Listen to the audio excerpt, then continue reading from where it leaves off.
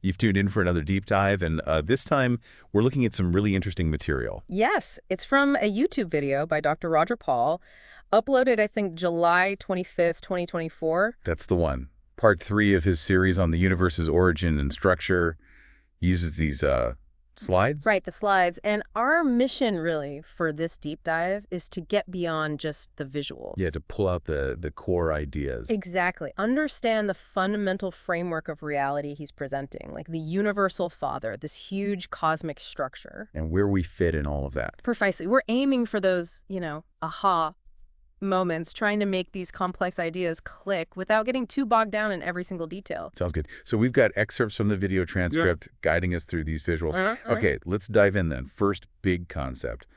This universal father encompassing everything. Tell us about that.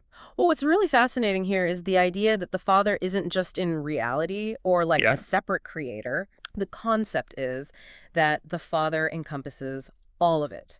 Everything, finite physical stuff. Right. But also the merantial, that sort of bridge between physical and spiritual. Yeah, transitional phase. Exactly that. And then the purely spiritual, and even beyond that to absolute ultimate levels. So if I'm getting this right, it's not just that the Father made everything, but that everything exists within the Father.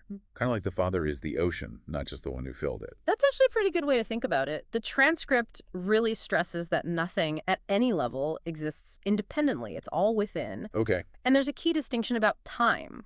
We have a location in time. We experience it unfolding. Yeah. But the universal Father simply is outside of time as we understand it. Right. Okay. That sets the foundation. Yeah. Now, the video gets into this huge structure like a cosmic map.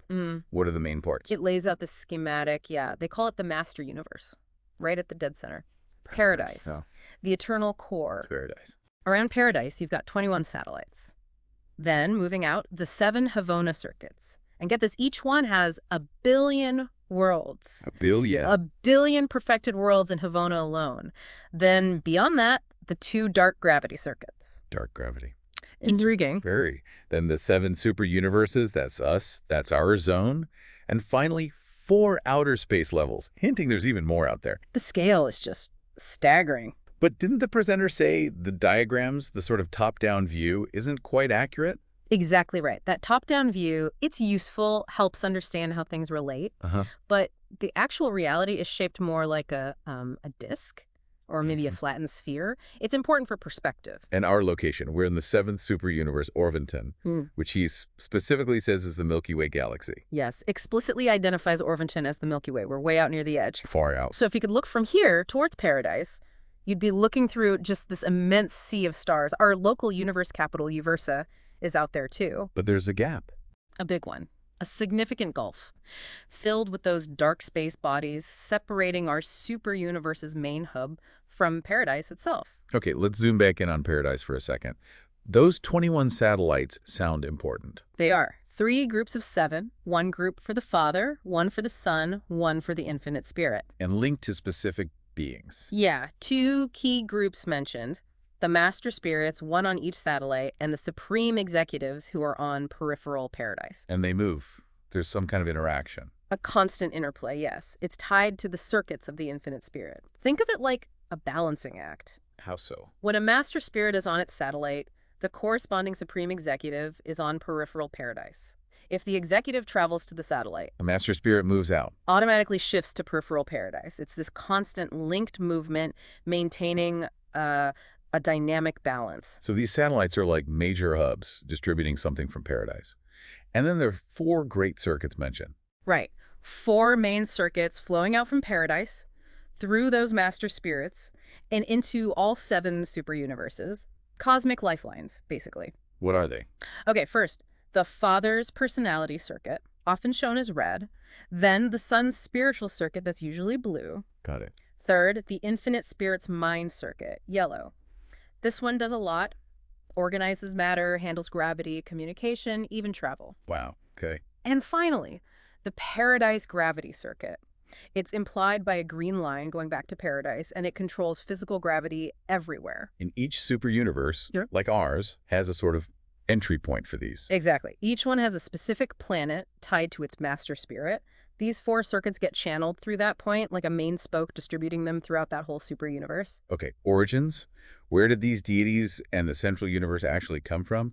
That's a huge question. How does the source explain it? It explains the generation. That's the word used in a way we can sort of grasp. It says the Father and the Son together simultaneously created the infinite spirit. Simultaneously, not one after the other. No, a unified act.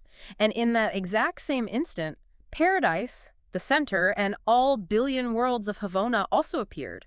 Co-emergent reality, not sequential creation like we think of it. So the core beings and the central place just arose together. Yeah. And paradise is where the Father, Son, and Spirit dwell. Yes, their dwelling place.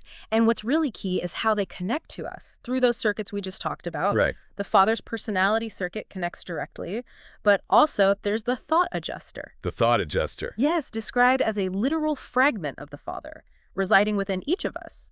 A very direct personal connection. A part of God inside us. That's profound. Yeah. Okay, changing gears slightly. Movement. The slides showed patterns, directions. Yes, a very specific cosmic dance, you could say. Alternating directions. The Paradise satellites, clockwise. Okay. The Havona circuits around them, counterclockwise. Our super universes, further out, also counterclockwise. Counterclockwise. But then the first outer space level reverses again clockwise. Even the dark gravity bodies have an inner belt moving clockwise. It's all in motion in specific patterns. Wow. Okay, back to us. The Milky Way. You said the source is clear. It is Orvonton, our super universe. Addresses some debate, apparently. Yeah, the presenter was quite direct. Some theories suggest Orvonton might be bigger, multiple galaxies. But this source says no, the Milky Way is Orvonton. And there are other Milky Way-like galaxies out there. Oh, yes. The first outer space level alone is said to have about 250 galaxies similar in size and structure to ours. So our super universe is vast, but just one piece. And within Orvonton, our local universe is Nebadon. How's that structured? Okay, Orvonton has 100 major constellations. Nebadon is ours. Each constellation, 100 systems. Each system, 1,000 planets. Just keep scaling up. It does. The presenter admits you can't fully grasp the numbers, but the hierarchy, the organization that we can get. And our system capital, Jerusalem, where does that sit? Jerusalem is the capital for the system of Setania. That system includes 1,000 inhabited planets. 1,000? And our solar system is just one of those 1,000 within Setania. So we're effectively inside the sphere of Jerusalem. The sheer scale. It's almost too much. The presenter mentioned this is just a fragment, right? Yeah. Tailored for us. A really crucial point. The idea is the full reality, the sheer complexity would just overload us. Makes sense. So what's revealed is selected, designed to help our understanding, our spiritual journey. It also mentions countless types of spiritual beings. Too many for list. Way too many. We're mostly told about the ones directly involved in our own path, our ascension plan. Okay. Trying to connect this to something, maybe more tangible, the presenter brought up Skinwalker Ranch.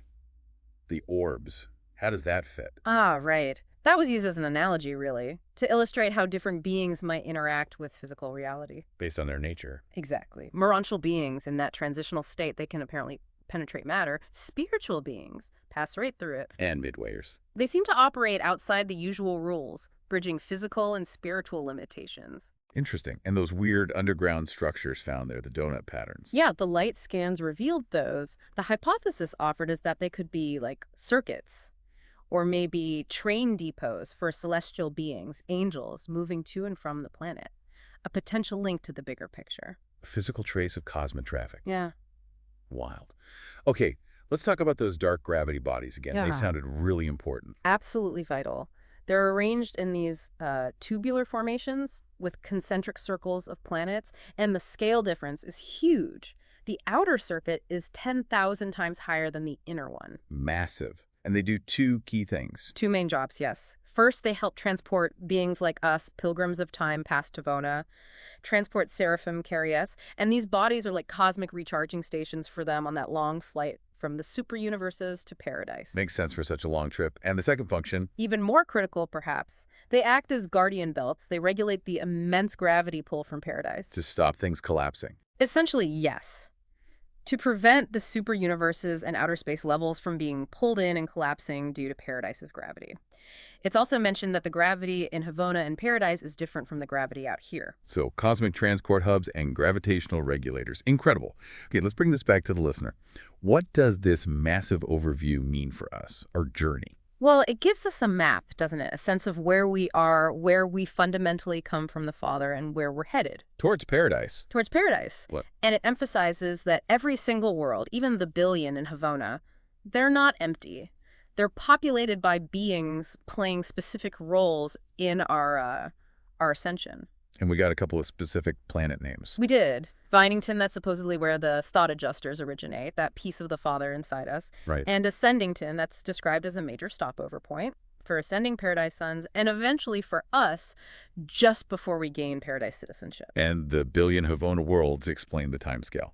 Exactly. It underscores why the journey to the Father takes so long. There's just so much to experience, to learn, traversing those perfected realms. But there's an important milestone mentioned, closer to home, relatively speaking. A very significant one. Meeting Christ Michael Jesus, as we know him, is presented as our first major goal after we finish the Morontial life. Source of encouragement. Huge encouragement.